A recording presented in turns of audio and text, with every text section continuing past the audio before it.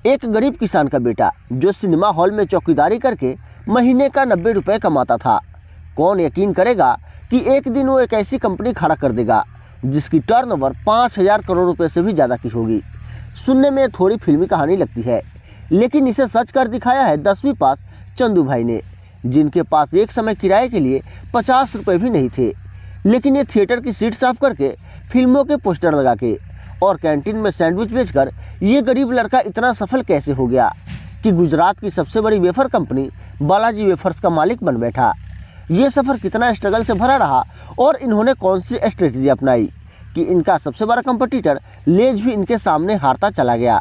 सब कुछ डिटेल में जानने वाले हैं आज की इस वीडियो में। एक्चुअली बात है 1972 की, जब गुजरात के जामनगर जिले के एक छोटे से गांव के अंदर पोपट भाई बिरानी नाम के एक गरीब किसान रहते थे, जो कि खेती करके ही अपने परिवार का पेट पालते थे। इन्हें खेतों के सहारे ही जैसे तैसे गुजारा हो रहा था। लेकिन एक साल ऐसा आया कि इनके एरिया में बारिश ही नहीं हुई और सारी फसलें बर्बाद हो गई। और इसके बाद कभी सूखा तो कभी बिन मौसम बरसात ने पोपट भाई और उनके परिवार का जीवन मुश्किल में डाल दिया। और फिर इन्हीं सभी प्रॉब्लम से तंग आकर उन्होंने 20,000 रुपये में ही अपनी पुश्तैनी ज़मीन बेच डाली और फिर मिले पैसे को अपने तीनों बेटों चंदू भाई बिरानी, मेघजी भाई बिरानी और भीखू भाई बिरानी को बांट दिया ताकि वो इनसे कोई व्यापार शुरू कर सके। पिता से मिलते पैसे ही 15 साल के चंदू भाई अपने दोनों भाइयों को लेकर राजकोट चले गए। वहाँ उन्होंने एग्रीकल्चर प्रोडक्ट्स और फार्म इक्विपमेंट का व्यापार शुरू किया। अब डीलर को भी पता था कि इन्हें कोई बिजनेस का तो खास नॉलेज है नहीं, इसलिए उन्होंने महंगे दामों में नकली फर्टिलाइजर बेच दिया। इस तरह चंदू भाई का अपना पहला बिजनेस 2 सालों के अंदर ही बंद हो गया और तीनों भाई सड़क पर आ गए। अब दोस्तों यहाँ से गांव लौटने का तो कोई मतलब था नहीं, क्योंकि वहाँ कुछ बचा ही नहीं था। इसलिए ये लोग राजकोट में ही रहकर काम ढूंढने लगे। अब क्योंकि ये लोग ज़्यादा पढ़े लिखे तो थे नहीं, इसलिए इन्हें कोई अच्छी जॉब मिल नहीं रही थी।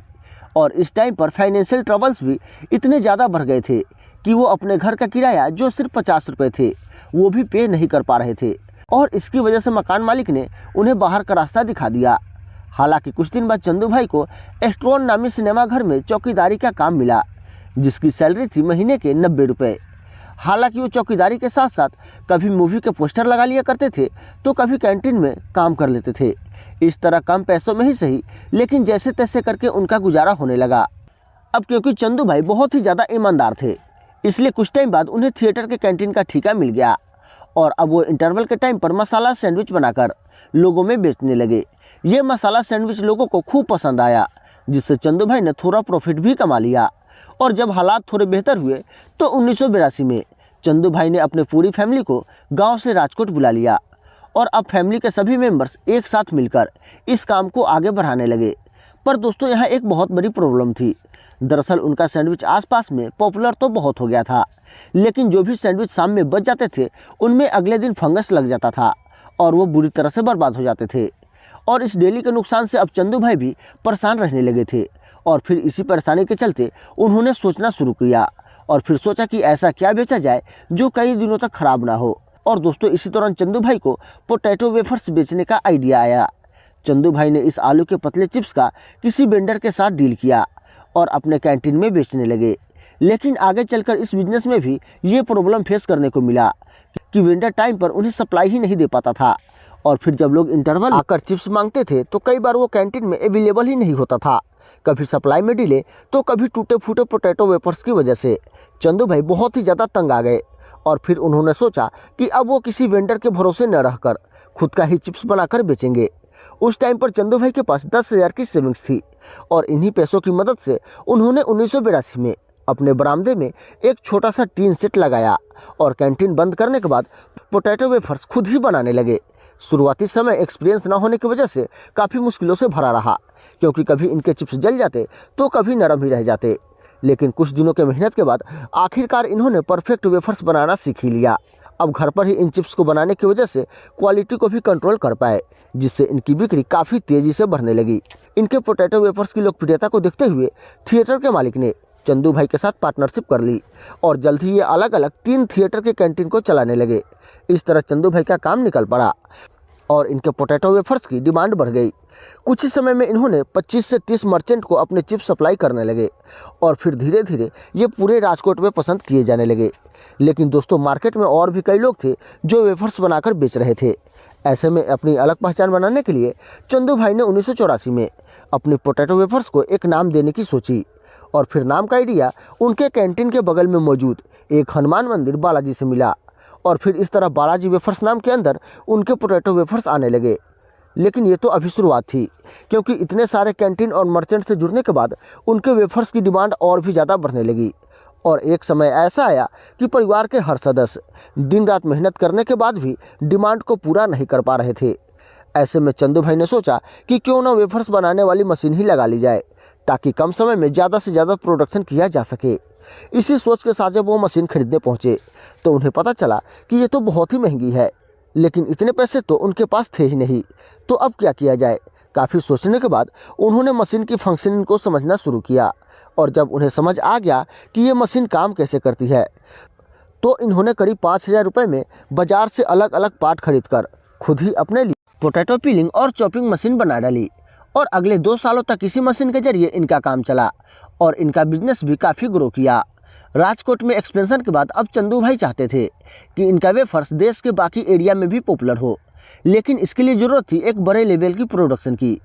इसीलिए 1989 में बैंक से करीब 1 लाख रुपए का लोन लिया और गुजरात का सबसे बड़ा पोटैटो वेफर्स प्लांट खोला। हालांकि उनका ये कदम काफ़ी रिस्की था, क्योंकि उस दौर में कोई बड़े इन्वेस्टर या अमीर लोग इन जैसे नए बिजनेसेस में इन्वेस्ट करने से कतराते थे। ऐसे में लोन लेने से बिजनेस नहीं चलता तो सारा का सारा लॉस अकेले खुद ही उन्हें उठाना पड़ता।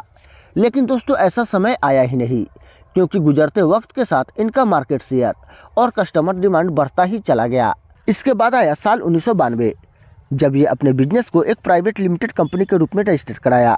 साथ में अपने मैन्युफैक्चरिंग प्रोसेस को ऑटोमेट करने के लिए एडवांस टेक्नोलॉजी वाली मशीनों का इस्तेमाल करना शुरू किया, क्योंकि चंदू भाई का मानना था कि भले ही मशीन महंगी होती है, पर वो ह्यूमन एरर को कम करने के साथ साथ कंसिस्टेंट क्वालिटी को भी मेंटेन करती है। इसके अलावा बिजनेस में उन्होंने अलग अलग रोल और रिस्पॉन्सिबिलिटी को भी बांट दिया, जिससे बिजनेस ऑपरेशन मैनेज करना आसान हो गया, क्योंकि अब हर किसी को अपना काम पता होता था। और आगे चलकर अपना डिस्ट्रीब्यूशन नेटवर्क मजबूत करने के बाद से तो चंदू भाई की कंपनी बालाजी लोकल से उठकर पहले रीजनल और फिर नेशनल लेवल का ब्रांड बन गया। हालांकि उस टाइम पर मार्केट में अंकल चिप्स, सिम्बा और विनीस जैसे कई और सारे ब्रांड्स थे, जिसके सामने किसी नए प्लेयर को अपने लिए जगह बनाना बिल्कुल भी आसान नहीं था। लेकिन बालाजी ने अपनी मेहनत, लगन और बेहतरीन क्वालिटी के जरिए अपने प्रोडक्ट्स को मार्केट में बेहतर बना दिया, क्योंकि जहां उनके कंपटीटर अभी ट्रेडिशनल तरीके से ही चिप्स बना रहे थे, तो वहीं बालाजी ने इनोवेटिव तरीकों को अपनाकर मार्केट में अपने ब्रांड्स को मजबूती से एस्टेब्लिश कर लिया था। और दोस्तों, पता है, इनकी बढ़ती ग्रोथ को देखते हुए एक मल्टीनेशनल कंपनी ने ऑफर किया कि चंदू भाई 4,000 करोड़ रुपए में अपनी कंपनी बेच दे। लेकिन चंदू भाई ने इस डील से साफ इनकार कर दिया। इसके कुछ दिन बाद बालाजी पोटैटो वेफर्स के अलावा नमकीन और कई दूसरे स्नैक्स भी बनाने लगे और इनके टेस्ट को भी लोगों ने खूब सराहा, जिससे ये धीरे धीरे गुजरात से निकलकर उत्तर प्रदेश, मध्य प्रदेश और इनके जैसे कई सारे स्टेट में अपने पैर जमाने लगे। इस एक्सपेंशन के साथ बालाजी इस बात का भी ख्याल रख रही थी कि कंपनी जो बना रही है वो लोगों के टेस्ट के अकॉर्डिंग है या फिर नहीं, क्योंकि चंदू भाई को अच्छे से पता था कि जो फ्लेवर गुजरात के लोगों को पसंद है वो ज़रूरी नहीं कि महाराष्ट्र, राजस्थान और यूपी के लोगों को भी पसंद आए। इसीलिए ये इस तरह के स्नैक्स को बनाने लगे जो लोकल टेस्ट को जस्टिफाई कर सके।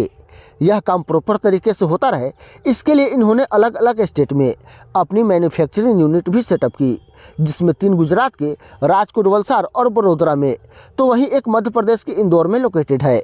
और इन मैन्युफैक्चरिंग यूनिट की कैपेसिटी हर दिन 1,000 क्विंटल पोटैटो वेफर्स और 5,000 क्विंटल नमकीन बनाने की है, जो दिखाती है कि इन्होंने कितना बड़ा प्रोडक्शन सेटअप तैयार किया है। अलग अलग जगह पर फैक्ट्रीज लगाने का ये फ़ायदा हुआ कि ये लोकल मार्केट को अच्छे तरीके से सर्व करने लगे, जो इनके मार्केट शेयर को बढ़ाने में काफ़ी मददगार साबित हुआ। यही वजह है कि 2006 में बालाजी वेफर्स ने गुजरात के वेफर्स मार्केट का 90% हिस्सा अपने नाम कर लिया और फिर इसके बाद से इनकी ग्रोथ को कोई नहीं रोक सका। हालांकि तभी 2011 में कुछ ऐसा हुआ जिसने कंपनी की मुसीबतें बढ़ा दी। असल में बालाजी के सबसे बड़े कंपटीटर पेप्सिको ने इनके ऊपर केस फाइल कर दिया, पेप्सिको का आरोप था कि बालाजी ने उनके लेज मैक्स चिप्स की डीप्रीज डिजाइन को अपने रंबल नाम के एक वेफर्स में इस्तेमाल किया है। इस बात के लिए पेप्सिको ने न तो कोई वार्निंग दी और न ही इसके बारे में बालाजी से कोई बातचीत की, बल्कि बालाजी पर सीधा डिजाइन कॉपी करने का केस ठोक दिया। मतलब आप खुद ही इमेजिन कीजिए कि एक इंडियन ग्रोइंग कंपनी के ऊपर मल्टीनेशनल जाइंट का अटैक।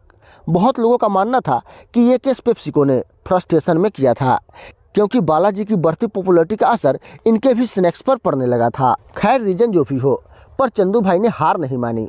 इन्होंने पेप्सिको के एलिगेशन का सामना किया और कोर्ट में आर्ग्यू किया कि पेप्सिको सिर्फ इन्हें इसलिए टारगेट कर रहा है क्योंकि बालाजी की ग्रोथ बढ़ती ही जा रही है। लेकिन इन सब दलीलों के बावजूद हाई कोर्ट का फैसला पेप्सिको के हक में आया और कोर्ट ने बालाजी को अपने चिप्स का डिजाइन बदलने का ऑर्डर दे दिया। इस फैसले के बाद बहुत सारे एक्सपर्ट को ये लगने लगा कि अगर वेफर्स की पैकेजिंग का डिजाइन ही बदल गया तो ये स्टेप उनके ब्रांड के लिए काफ़ी नुकसानदायक साबित हो सकता है। लेकिन चंदू भाई ने कहा कि लोग बालाजी के नाम पर भरोसा करते हैं, न कि पैकेजिंग डिजाइन और लोगों पर।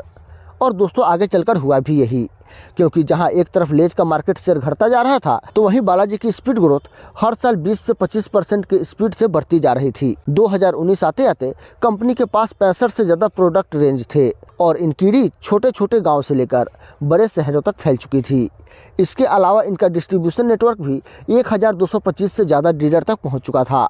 और हाँ, द इकोनॉमिक टाइम में इनकी इसी ग्रोथ और लोकप्रियता को देखते हुए इन्हें सुल्तान ऑफ वेफर्स का नाम दिया गया। और आज बालाजी वेफर्स में हजारों लोग काम करते हैं और कंपनी की बिजनेस फिलॉसफी है कि वो हर एक मेंबर को फैमिली की तरह ट्रीट करते हैं और साथ ही कस्टमर को value of money product provide कराते हैं।